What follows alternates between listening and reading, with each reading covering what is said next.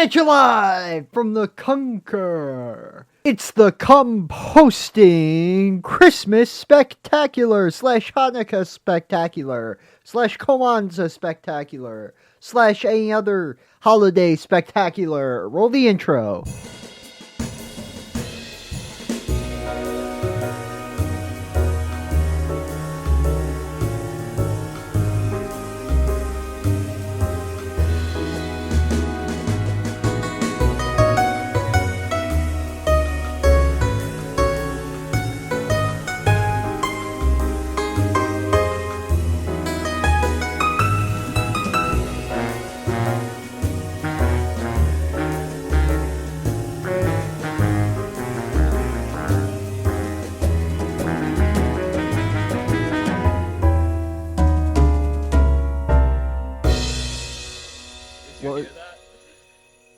I said I'm hunting you from the doorway. Oh, I'm being hunted. Tonight on Traffic Cops, Craven the Hunter is hunting. Are you done with your skills, or? Yeah, I threw them away. I finished them and then I grabbed a Red Bull. Oh, okay, that's cool. Which is like liquidized Skittles. The Red Bull is the Skittles of caffeinated beverages. I don't like it. Yeah. What's up, little comers? It's Cumposting back again with another Merry episode. I'm your host, as always, Rosa, joined today by my Christmas co-host, Joku. Ooga booga booga booga. Oh, ho ho ho! hello, Merry Christmas. From the afterlife. Oh yeah, wait, I should have said very merry episode. I don't know why I said transcendentalist. Welcome to the Christmas special, ladies and gentlemen. I don't even think this is going up on Christmas. Yeah, it is. It's going up on Boxing Day, which is like Christmas for Canadians, I think. I didn't know if this was the Christmas one. Yeah, it's kind of hard to keep track because we're cramming episodes out this month, so it's kind of hard to pinpoint when everything will be released. So I kind of just sang, hoping it's the Christmas one, but if it's not, that's kind of embarrassing for us. But no, it is. It is. I'm thinking about it. It's the Christmas one. Welcome to the Christmas episode. How was your Christmas, Joku? Merry. How was your Hanukkah? Jewish. Happy Hanukkah. How was your Kwanzaa? Bitch, I'm not black. It pisses me off that you keep insinuating. Bro, you rap like you're Demon Dice, thinking you're not a white woman, but you really are. If you I don't are, rap. When do I rap? That one rap that we did. I don't remember. We were both tripping off the poppers. Yeah, fair. I'm pretty sure we also had a little bit of alcohol in our system, and it was a different time. Through that. Word. Or something like that. Word up. What have you been up to? I saw Craven the Hunter today. I'm gonna save my thoughts for it for the podcast because I think we'll be eventually talking about it. Maybe. Yeah. I don't know. There's so much out that we want to talk about that like some stuff is kind of just forgotten. Needless to say, it's awesome, right? Yeah, it was awesome. Yeah, I had a craving of a time. You know what I'm craving? What are you craving? Opiates. You know what I'm craving? What? I'm craving to know how your day was today. It was good. I made some business moves. I'm sorting out my tax documentation. I sent multiple business emails. And I flirted with a Norwegian woman. Wow. Yeah. That sounds great. What are you doing on your fucking phone? Somebody messaged me and I was replying to it. I don't bother replying to poor people. I'm done talking to poor people, by the way. You talk to one Norwegian person and you're like, wow, Yeah, I'm trying to get in one of their prison cells, like I'm Raven's off that OS good fan. cushion alcohol. They're Icelandic, by the way. I realized that is not Icelandic. Are you wait, Bjork or the person you were talking to? Bjork and the person I was flirting with are Icelandic, I think. Those are two very different things. But- Norway and Iceland. Yeah, well, they've got the their flags are kind of similar, but it's they're from Iceland. Nice job, buddy. Good Damn, job. all I see are fire ass bitches. I don't see nationalities or I don't- race. I do see color though. I only see language. That's what I see. No, you don't. You can't fucking read.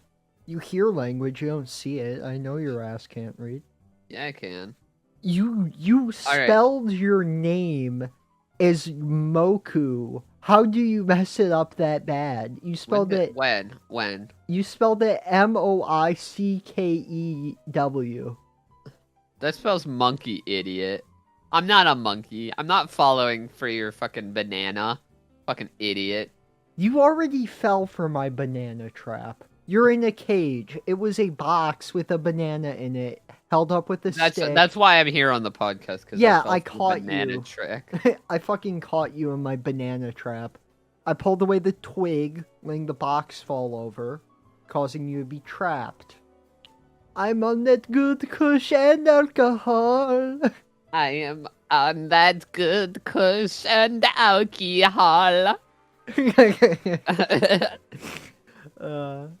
Alright, we watched this year's Flow, a Latvian animated film directed by Gints Zilbalodis. I could me- be let me saying s- that let me completely see. wrong. that Zala- Family Guy cutaway thing. Holy shit, this is worse than that one time I got laid by an elephant. Oh, Oh yeah! my name's Homer. I'm Homer Simpson. I'm here to. Christmas. I'm Homer. Merry. You.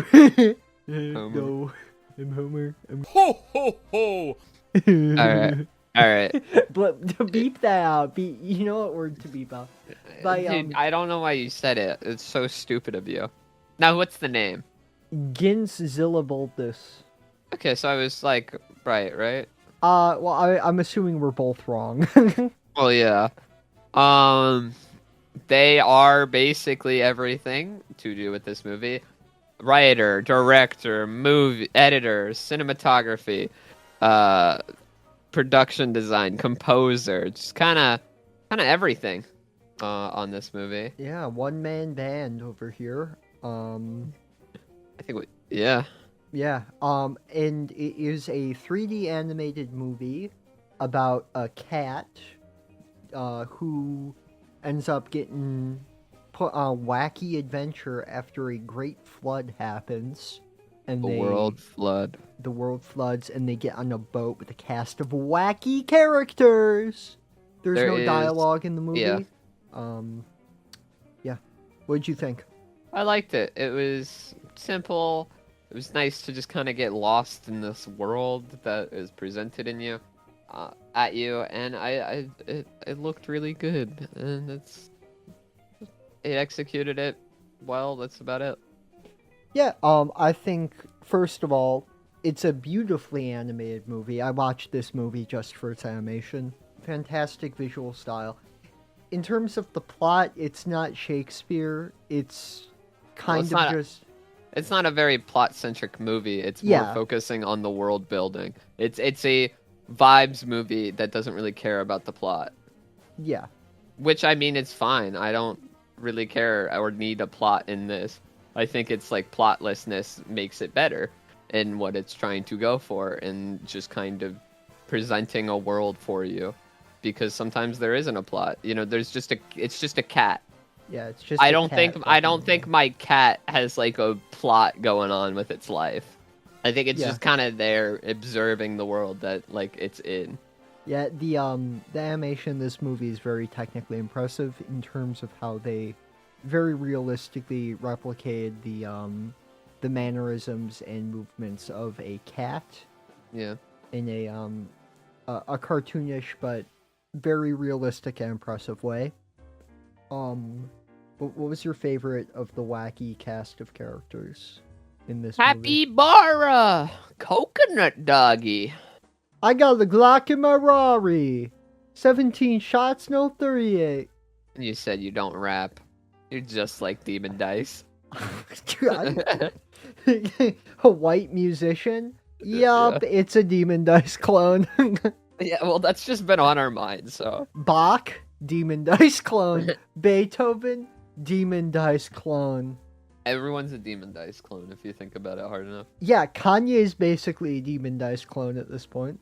Yeah. He's basically a racist white woman. True. Dude, we're gonna piss off the VTuber crowd. Oh, It's no. over. It's over. Well, I mean, like, VTubers are like whatever. There's some that I like. Rosa has more controversial opinions than I do on this topic. I'm sorry that literally every VTuber who every time I read about a VTuber, it's them either touching a child or saying that they love Adolf Hitler. I thought you would be into that because that's just kind of you core. No. Wait, really? Yeah. I thought you loved Hitler. I know. I thought you looked up to him. I don't. I just wear the locket because I think it's kind of drippy. And Yeah. it came with the picture anyway. I'm like single. I'm not really looking for a partner right now.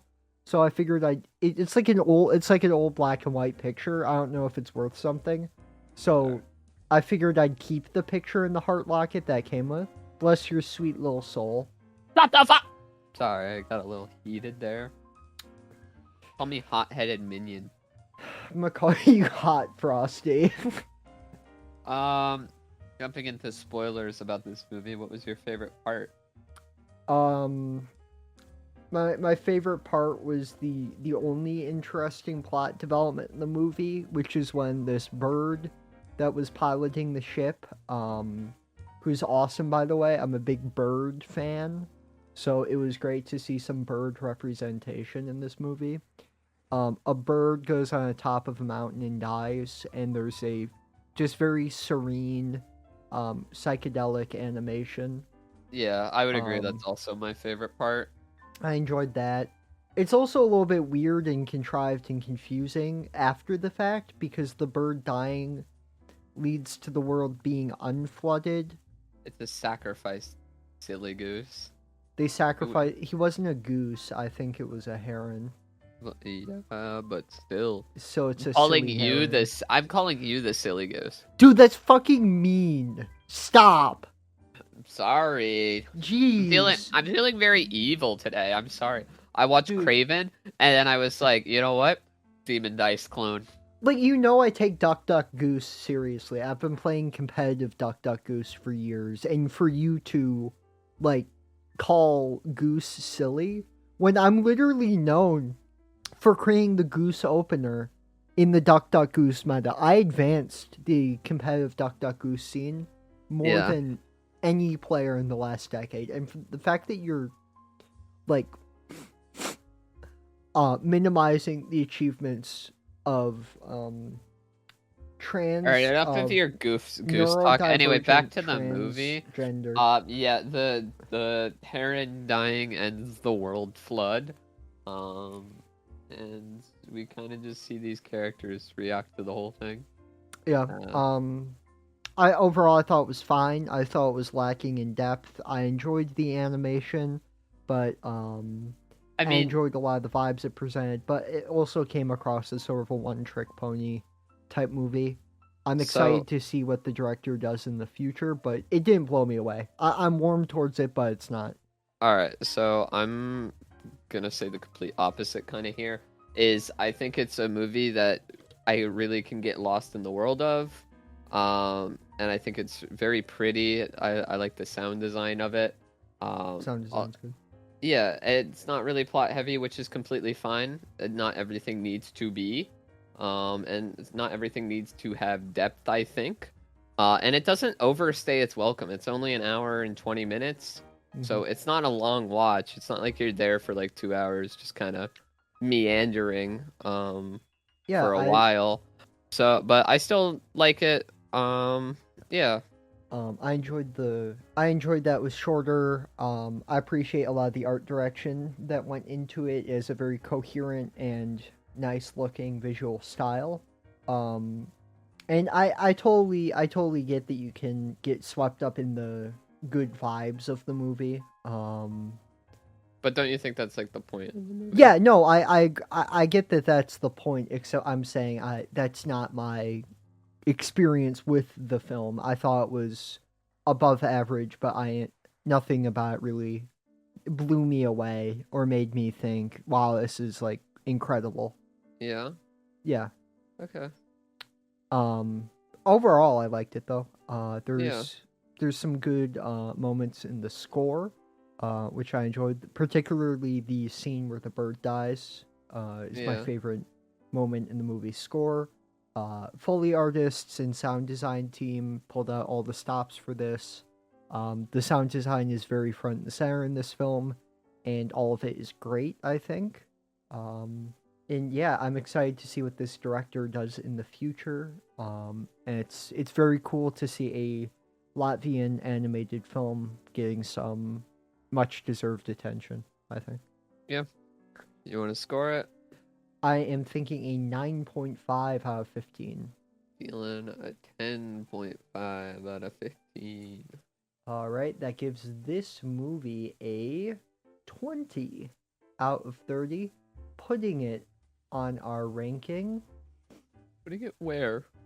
Tied with I Saw the TV Glow and The Apprentice. What do you think? Well, where do you think it should go? So I was asking you what you think. I think what you think, we're a hive mind. Oh yeah, that's true. I forgot. Yeah. Me and Joku, we are brains melded together. Yeah, we're Siamese twins. Can you? Is that? I feel like that has to be a slur. I don't know why. Yeah. Okay. Well, I take it back. I'm sorry. I'm sorry to all of those who I affected. We're sorry for all of the fucked up little people attached to other little fucked up people who we offended. Yeah. Yeah. I think better than The Apprentice, lower than I Saw the TV Glow. Putting this at number 40 on our ranking. Or go for it. Definitely check it out. Wait, what's that sound? Do you hear that? No. It's the sound of jingle bells and reindeer. Ho ho ho! Santa Claus. Is that you? Aw, P.U. Somebody had a little bit too much milk and cookies. We're talking about the fucking movie I recommended last time. You forgot the name of? How Murray Saved Christmas from 2014, directed by Peter Avanzino, producer on The Simpsons. Worked on Futurama. Yeah. So, okay, there's this Jewish guy. His name is Murray. He lives in the town of Stinky Cigars, where all of the little holiday guys live. And he runs a diner called Murray's Diner. And then Santa is put out of commission by Edison Elf's dastardly invention. A little inventor elf. So Murray needs to take the place of Santa Claus and save Christmas. A little grumpy Jewish man. What'd you think? Wait. Alright. Sorry, I got distracted because I was looking up How Murray Saved Christmas on Google, and there's like this little part. Latest posts from How Murray Saved Christmas. And there was like an interview with Dennis Villeneuve. And I thought he was gonna be talking about how Murray saved Christmas. Which would be so funny. He wasn't talking about how Murray saved Christmas. No, it had nothing to do with that, which made me really upset. So why did you pick this movie? Okay, so this movie, I wasn't sure if it was real or not. I remember watching it in 2014 when it's a direct-to-TV Christmas special on Fox. I remember watching it with my dad in 2014. I remember really liking it and thinking it was really, really funny. Yeah. I wasn't sure if it was real or not. I looked into it and I was like, it is real. And a lot of cool people worked on it. So I'm like, maybe it really was that good. As The good as cool I people remember. being like the voice actor for Cleveland's child, Junior. Junior. Who did Junior play in this movie? He played the Santa. I'm Queen Hannah of Banana Land. My favorite New Jerseyan, George from Seinfeld was in here too.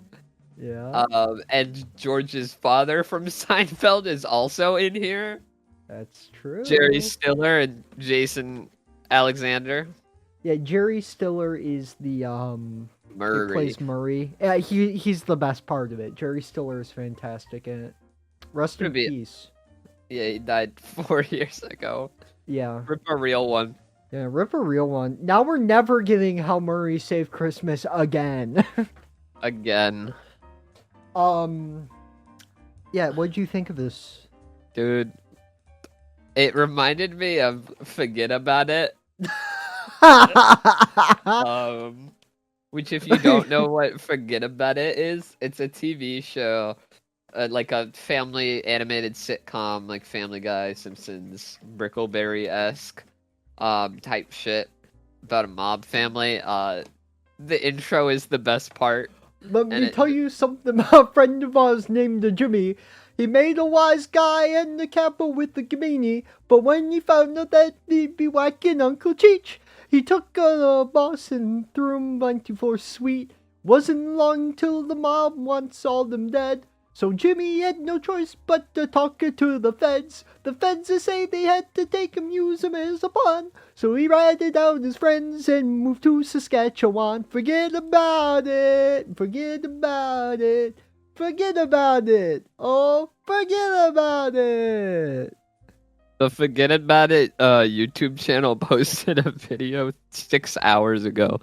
Cameos from Castro, Capone, and the Queen. What I really like about that is it sort of insinuates that Fidel Castro, Al Capone, and the Queen of England all Wait, voice shut up, cameos. shut up.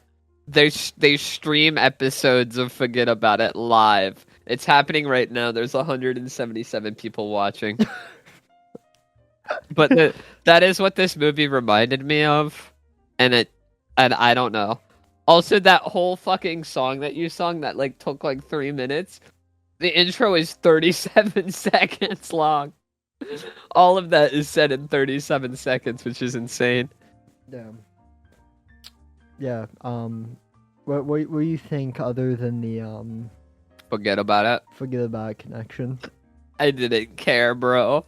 It just like looked like Forget About It, and that's all it was to me. Forget About It. The movie looks like shit, by the way.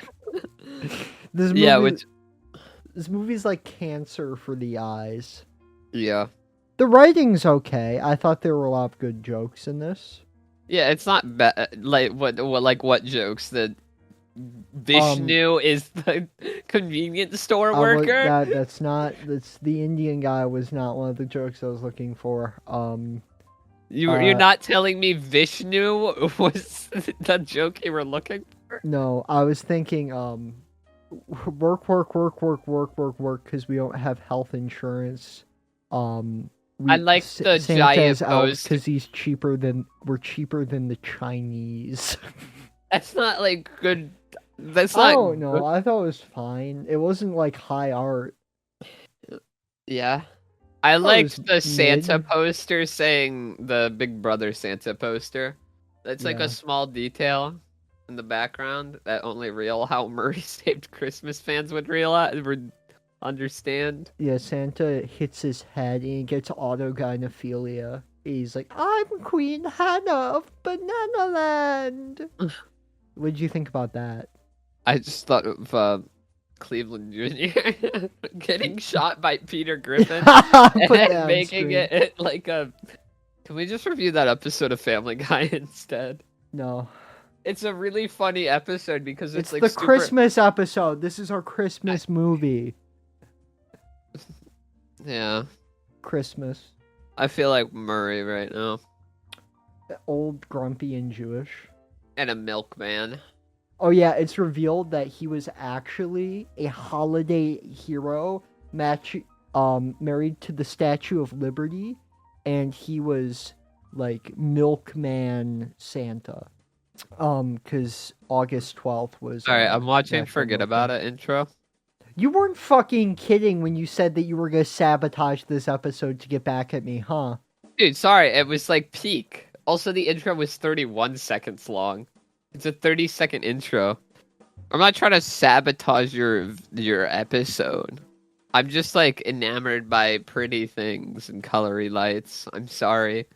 But like Murray, I was also just trying to pull up Murray Saved Christmas so I can like revisit this beautiful movie. What was your favorite part?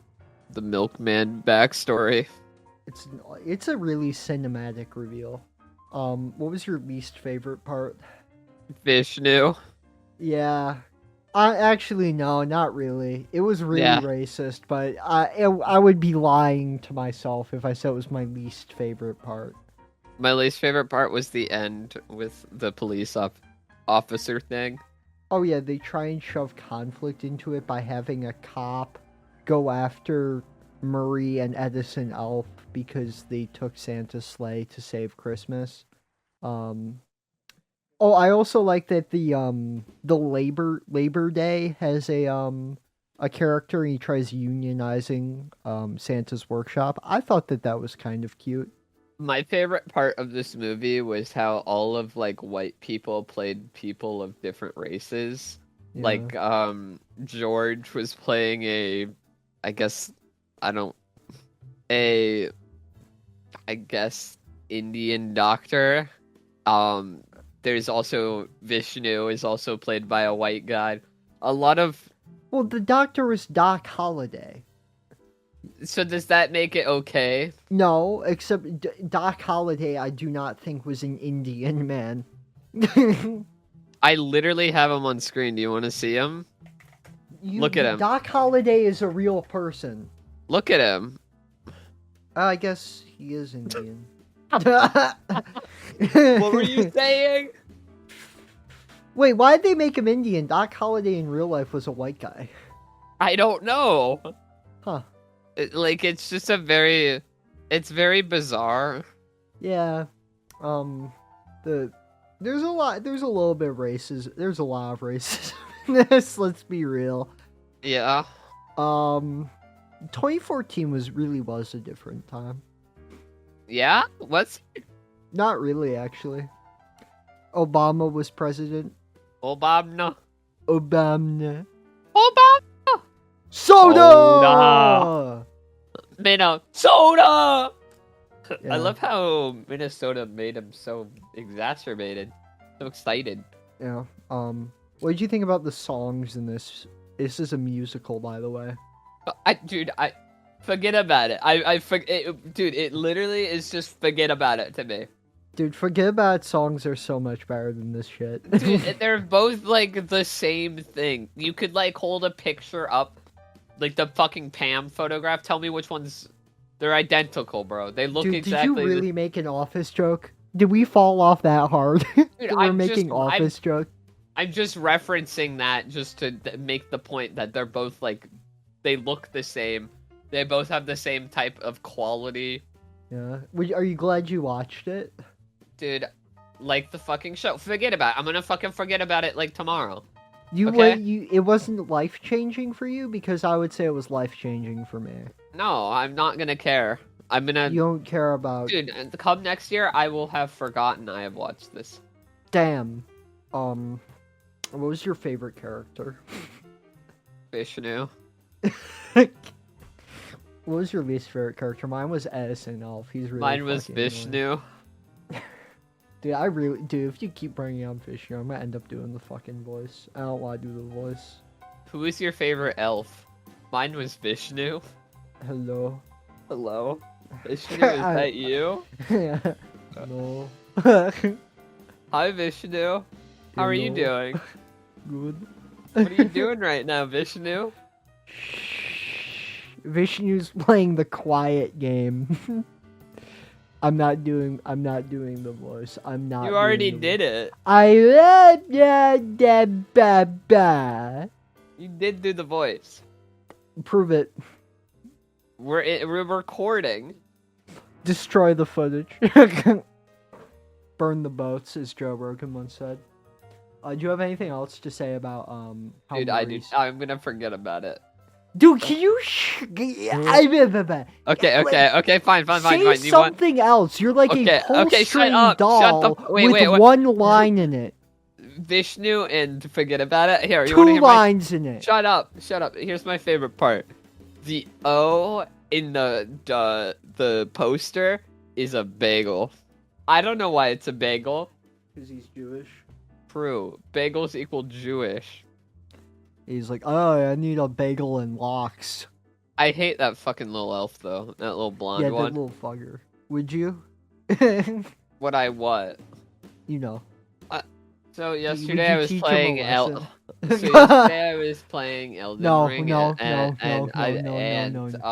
1 second. Rosa asked me the question, would I Christmas or be Merry by Homer Simpson? So there was that. That was an experience. I liked the bananas. The bananas were very Christmassy. This movie didn't do a whole lot for me. It kind of was a miss for me, honestly. Yeah, I'd say it was just mid. For Yeah, me. like it was fine. Yeah, I was don't kinda think I'm gonna. disappointed. I don't think I'm ever gonna like think back on this moment and be like, "What's that Well- forget about it movie that I watched?" Dude, the Statue of Liberty, I'll be thinking about her a lot. Because she is hot in this movie. Also, the Homer get- Simpson bit, that is getting cut the fuck out. What Homer Simpson? The one where you were like, when you were asking me if I would want to be Christmas by Homer Simpson, that bit? Yeah. Homer Simpson? Rosa wanted to know if I wanted to be Christmas by No, stop! The Homer Simpson bit is not being included. include it or I'll tweet it on Twitter. I'll include it, but it's heavily censored. Alright, cool. Okay. Do you have anything you want to say about anything else? I think I said my piece. No. It's completely mediocre. I'm thinking a 7.5 of. I'm 15. thinking a 6. All right. That puts it at a 13.5 out of 30.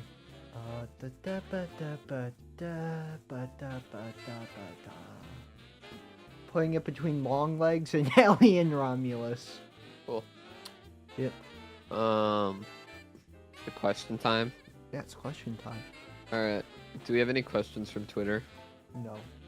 Alright, well, we have a question from Mockingbird on the Discord, which is $1 off of Patreon. I said it so Rosa doesn't get to say it this episode. Thank you to all our patrons. Do you have any movies you really want to review, but the co-host doesn't?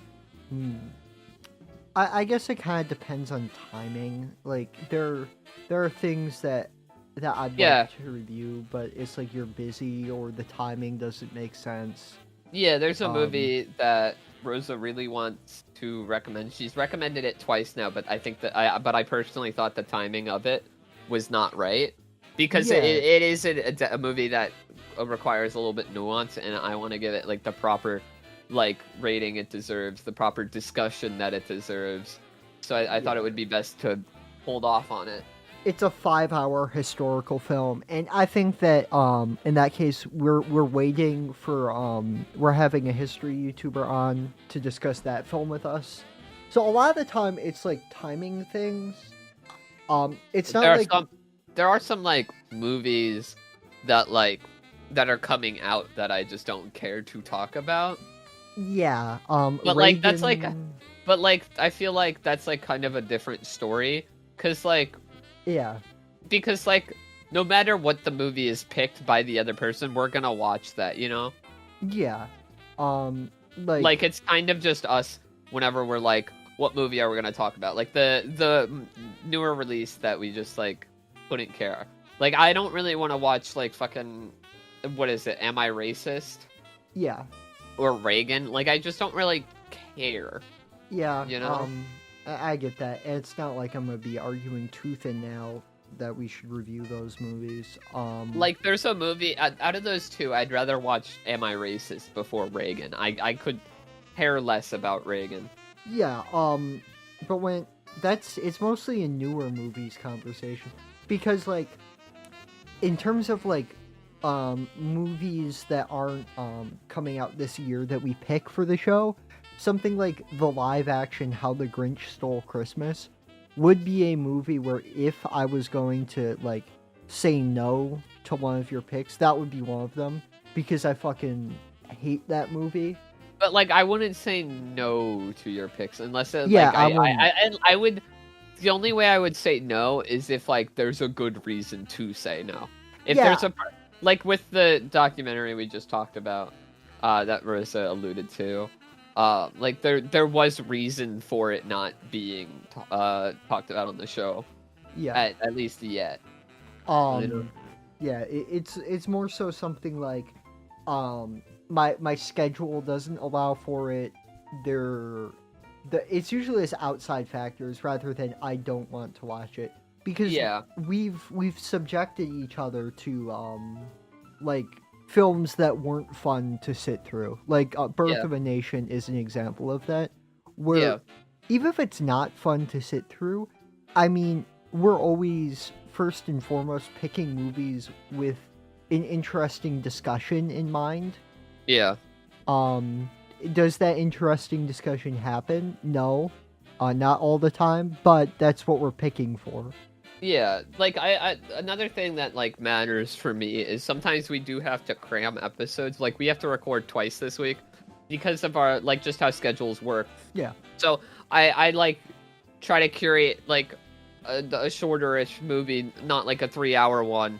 And like vice versa, if Rosa was picking like a 3-hour one and we had like a couple of days to kind of reflect on that, I would want more days to kind of reflect on that. And that's why I picked How Murray Saved Christmas, because it was kind of a shitpost pick.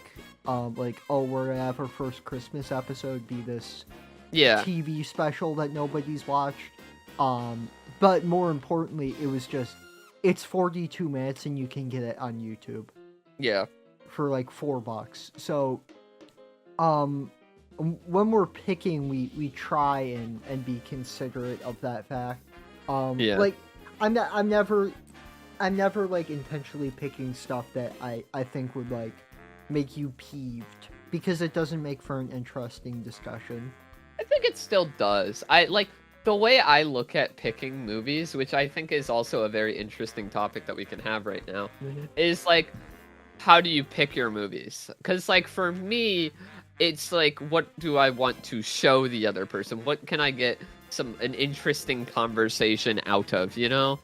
And sometimes it's also just for me, where it's like, I have been wanting to watch this for a little while, and I think the podcast is a good opportunity to have a little discussion about it.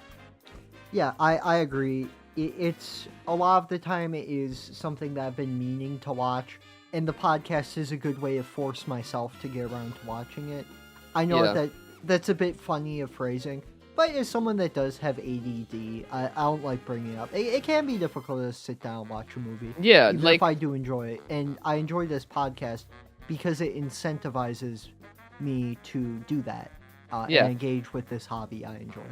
Yeah, Babel for me, like, it's a recent example. I've been wanting to watch that for like a couple of years now, and I just like haven't gotten around to it. So I thought the podcast was a good place to recommend it.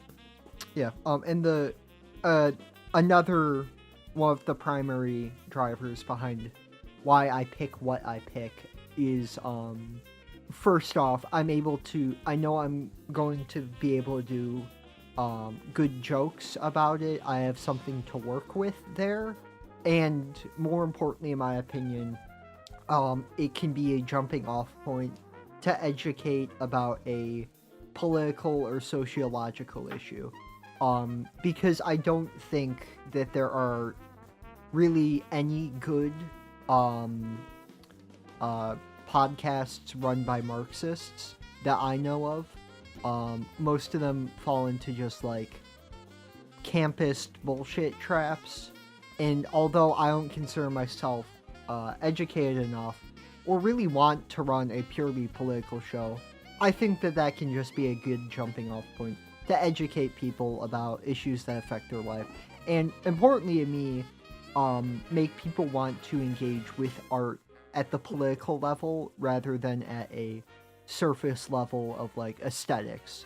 Because I think that although there's a place and time for art critique where it's like, oh, look at these technical issues, isn't that funny? I think it's more interesting and engaging to say, let's analyze the political subtext of the movie, and why we think it's interesting or problematic or any multitude of things. Obviously, there are films that don't really open themselves up to political analysis. That's not to say that they're apolitical, but just I don't really have anything interesting to say about the politics of how Murray Saved Christmas or Flow. Well, we can at least like comment on the politics of Murray Saves Christmas with its Vishnu. Yeah. And other aspects within that kind of realm. That's, I mean, like, there's still stuff to comment on, but, like, the commentary is kind of obvious. The commentary with, like, our Lahane commentary, I think, has more nuance and more interesting things to say. And, I mean, I considered talking about, like, climate change with Flo, but it's such an obvious point of the film. Yeah. That it feels sort of redundant talking about it. Yeah. I respect the intelligence of our audience enough to not do that sort of surface level bullshit. But it's like even if we're not a explicitly political podcast, I enjoy being able to push back against a lot of more approachable film critique YouTubers online who will trash movies that we might also trash, but they come at with the perspective of it's bad because it's woke and has like a black woman in it. And I want to say, hey, it's perfectly fine to dislike movies that are bad, but I think that you should engage with it beyond the surface level. And I think that you can be edgy, you can be funny, you can be all these other things without being a right-winger. I think it's good to introduce these political ideas in a way that's not like shoving them down your throat and only appealing to an audience that already agrees with you. Because even more than like my political disagreements with garbage like the Deprogram podcast, more than like my disagreements with their campism, their revisions of Marx, which I'm not gonna get into, like no one gives a shit about that.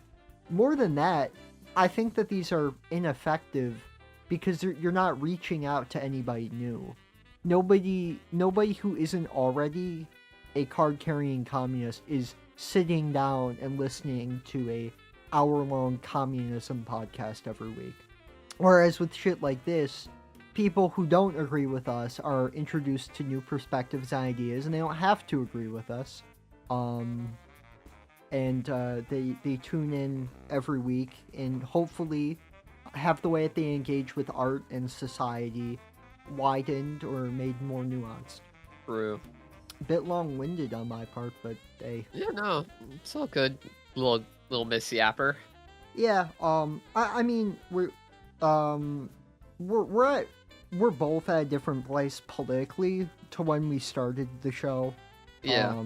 Which kind of happens. It's a year. You know, change always happens. Yeah. Like you were an anarchist like at the start of the show.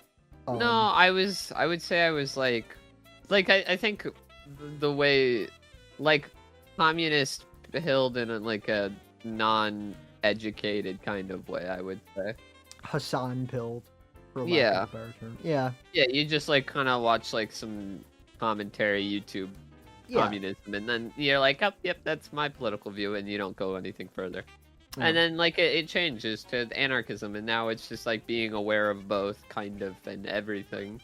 Yeah. Thing, which is like a state I'm fine with being at, you know. Yeah. It's adjacent, and Rosa and I have talked about like personally where I am politically, along with like where Rosa is. Yeah. And we both understand where we are. Mm-hmm. Which is nice to have with a person, for sure.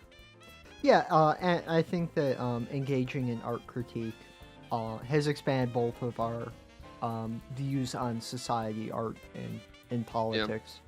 I think that art and art critique have that power to change people's outlook.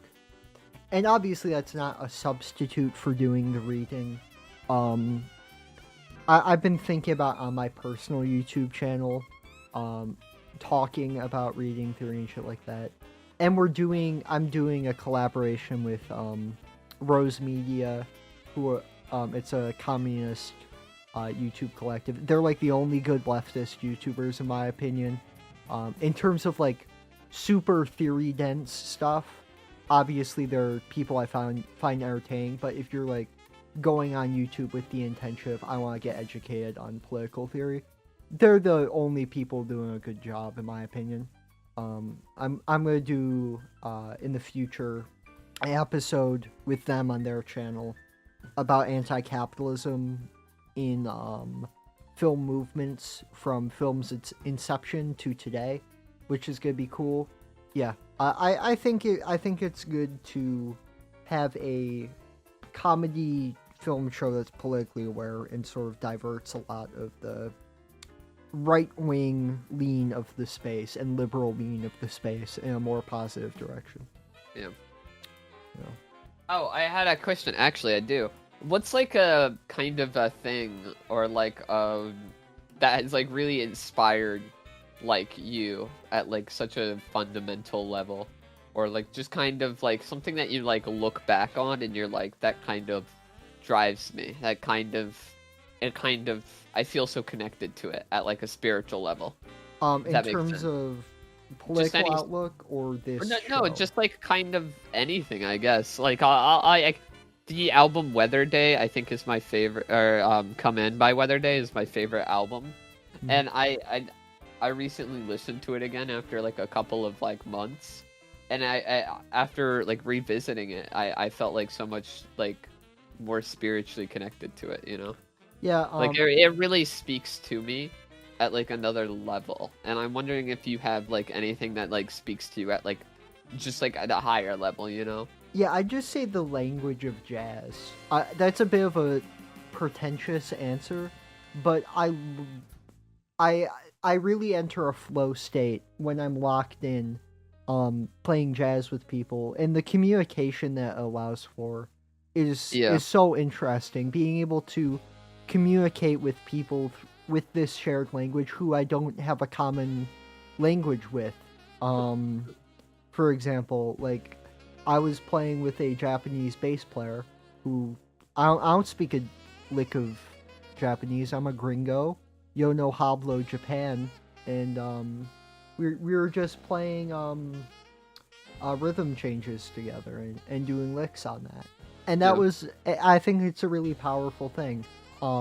There's so much personality and expression that people channel through their instrument of choice, and you can learn so much about people through their approach to soloing over a chord change, or the inspirations that they channel with their quotations and solos. I love the fact that most of the Black American musical tradition is very reliant on sampling and quotation to give respect to the people who have inspired you, who came before you. You see this obviously in hip-hop today, which jazz obviously was a predecessor of the funk and hip-hop movements. There's no clear line between where jazz ends and hip-hop begins, and there's a commonality between sampling in hip-hop and quotations with soloing in jazz. I think it's really cool to be able to, within a jazz solo, it's good practice to take a little phrase from an artist who you really love and add it to your improvisations to pay homage.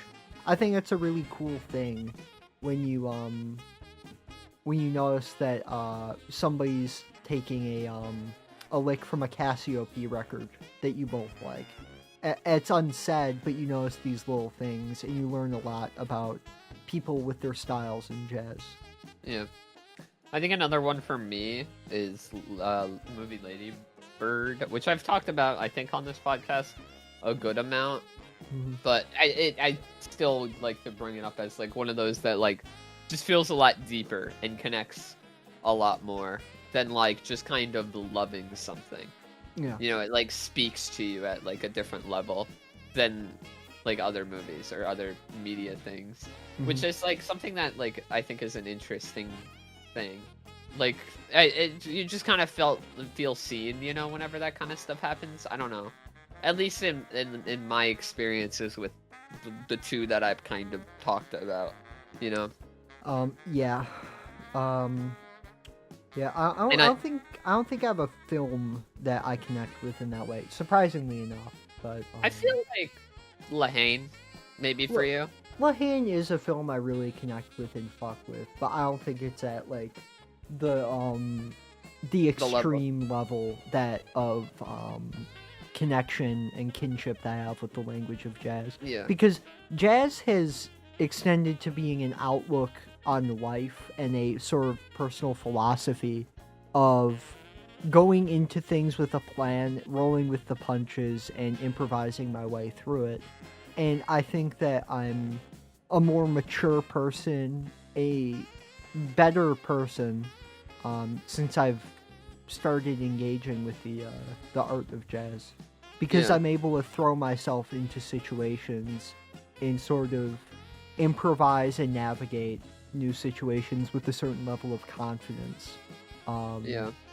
And I don't know. I think that has a certain level of to do with us being decently successful at an early stage of the show, because it's pretty uncommon to be hitting like 700 subscribers. Especially for like months, a podcast, you know? Yeah, for a movie review podcast, that's pretty good. Yeah. I think a lot of that is just an ability to confidently adjust to situations and like schmooze and improvise my way through them. Yeah. Since it's Christmas time, I do have another question for us that, what are like your goals for like the show at least next year, or what do you want to do with the show? Like how is 2025 gonna be different for us this year? This year?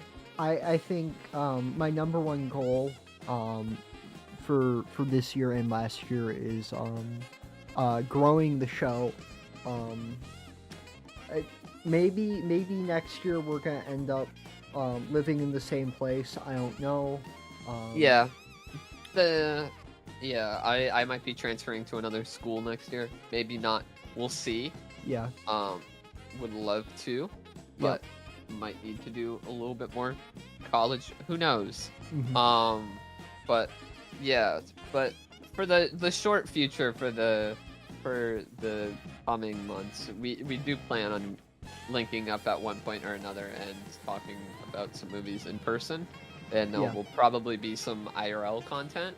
I definitely like to branch out for like non-movie videos together where we're like playing a game or something. I think it'd be fun. We did talk about that, about just kind of recording video game sessions and seeing how that goes. Yeah. I just want to make more stuff, mostly. I'd like to get this to be bigger because I really do love it. I started producing Dead Domain and Bugs Matrix's Magic the Gathering show Podatog. That's been fun for me. It would be cool to be able to start making a proper living off of content creation, even if it's in the role of like producing or editing other people's work. At the end of the day, I'd love to be able to make a proper living off of this thing, but I don't think that's realistic within the next year. So at the end of the day, it's just about improving the quality of what we're doing, making more stuff, and hopefully naturally growing the show. Yeah. You have a subscriber goal for next year by the end of it? By the end of it, 2,500. I was thinking the same thing. Yeah, I think that's realistic. Yeah. I definitely like our channel to be monetized. Yeah, we plan on getting some cool guests. We have some that we've been talking to in the shorthand future again. But I'd definitely like to do IRL episodes with guests. Obviously, we have one scheduled for February, but outside of that, I'd like to be able to like go to festivals and maybe do interviews there. Just establish more connections on the business end. But yeah, it'll be a good year. Yeah. I'm happy with where we're at this point. Yeah, I think we're doing pretty well for ourselves, considering as well that we haven't even been for us at least. It's been about a year for us recording these episodes. Yeah. But since we've been posting them, it's still been, I think we're like 4 months, 5 months out. 8 months. I'm saying 4 months out until we hit a year for this channel. Okay. We're 4 to 5 months out Yeah. we actually hit a year for the channel, not just us recording. Yeah. And obviously it's been a journey of improvement. Our early episodes are much rougher than our episodes now. I'm sure we're gonna look back at this episode and say, "Holy shit, this sucks," which is a good thing. Because we do that a lot. We do like to look back at our content and see how we can improve, and it sometimes is weird because like there's so much different yet also so much similar aspects within our earlier stuff that we recorded like a literal year ago compared to like where we are now. Because my voice is completely different from like a year ago even. There's a lot of obvious stuff, but more than that, I think that we're funnier, more confident, more energetic, and just better hosts overall. And like the visually, obviously, there's been a little bit more editing going on, and I don't intend to make the editing any more than this, at least for now. Obviously, if we start recording episodes in the same room, we'll just have a camera on. But I'm very happy at the level of improvement that we've had over the past year. Yeah. What are your goals in the next year? I mean, I think we're kind of on the same page. I mentioned the subscriber count as also we both had the same idea.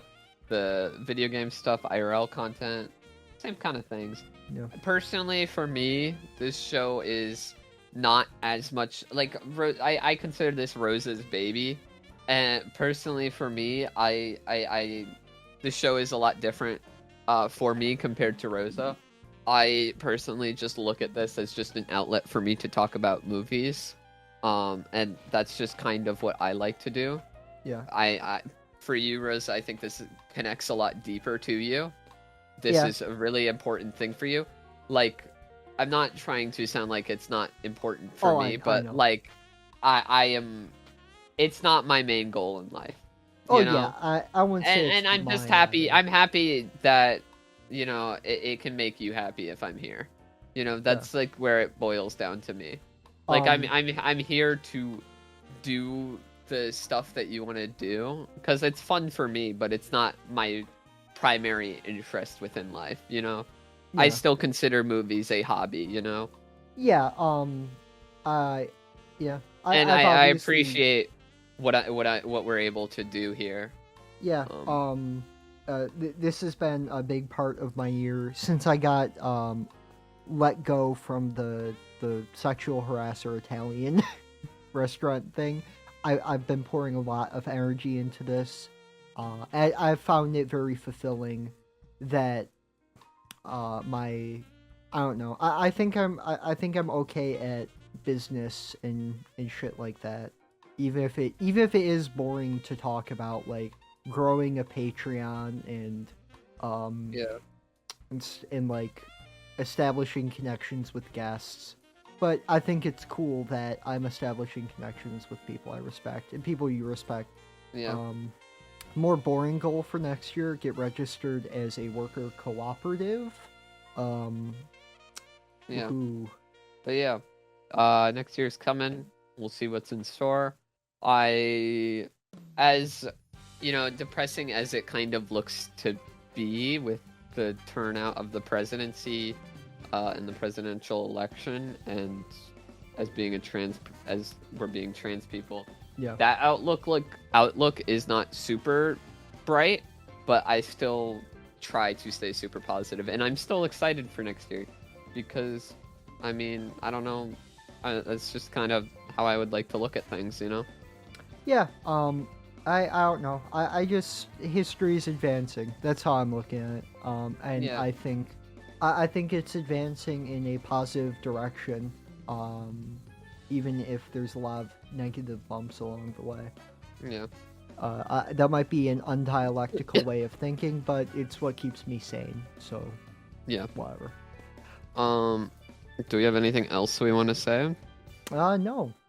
All right, to refer back to our little conversation about movie recommendations, I do have a pick for today, which falls into those guidelines of being interesting, something that I've been meaning to watch for a while now, along with, like, I thinking it might have a good discussion, because when I remembered this movie and I was kind of researching a little bit more about it, I was looking at reviews on Letterboxd, and some are very, very positive, and some are super negative. So I was interested to see what this movie is about. And I just love how it looks. The movie that I'm recommending is Belladonna of Sadness, directed by Ichi Yamamoto. This came out in 1973, and it is an animated movie. Ooh. It's not long. It's like an hour and 20 minutes. Cool. And it looks really pretty, but yeah, I'm excited for it. Oh, Just yeah. looking at the similar films, though, at the bottom, there are some very interesting picks like Antichrist, Clockwork Orange, and Solo. This is So up my alley. I don't know what we're in for. It'll be something, it sounds like. Yeah. So yeah, tune in next week for our discussion on that, along with some other movies. Thanks for watching. Thanks for coming on this journey with us. I am a little green butt plug, and I'm Nikocado Avocado sitting down on it, about to cause a big shift on the Richter scale. earthquake incoming. And, Ew. and we're Composting. Ba-da-ba-ba-da-da-da. It was a really good episode. That was a good I'm actually really happy with that. That is like an episode that I'm really, really happy with. Please, Daddy, don't get drunk this Christmas. I don't want to see my mama cry. Please.